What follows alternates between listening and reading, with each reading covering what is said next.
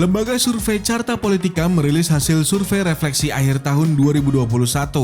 Survei ini menilai sejumlah aspek kepuasan masyarakat, baik dari sisi politik, ekonomi, dan hukum selama pandemi COVID-19. Pada hasil survei kepuasan masyarakat terhadap kinerja Kabinet 2019 hingga 2024 menyimpulkan, mayoritas masyarakat Indonesia tidak puas dengan Kabinet periode kedua Presiden Joko Widodo.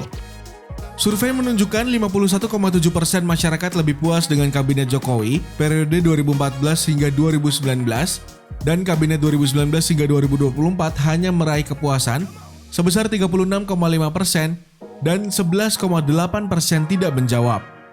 Pada kepuasan kinerja menteri di Kabinet Indonesia Maju, 54,6 responden mengaku puas, 39,3% merasa tidak puas, dan 6,2% tidak menjawab.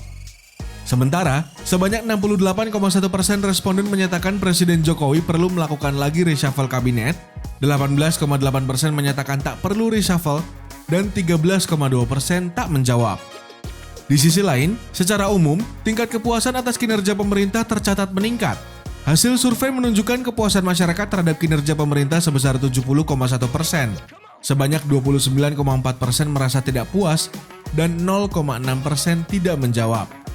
Pada sektor ekonomi, 48,7% responden merasa ekonomi Indonesia tengah memburuk, 43% menjawab baik, dan dari angka tersebut, 72,9% mengaku optimistis ekonomi Indonesia akan membaik di 2022. Jika dilihat dari tingkat kepercayaan masyarakat terhadap lembaga tinggi negara, MPR, DPR, dan DPD RI menduduki peringkat 3 terendah dari 10 lembaga tinggi negara. MPR mencatatkan nilai cukup puas sebesar 56,8%, DPR sebesar 56,3% dan DPD 56,1%.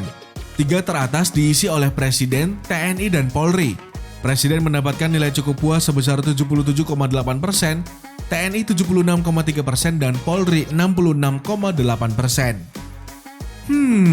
Apakah ini tanda-tanda masyarakat mendukung adanya reshuffle?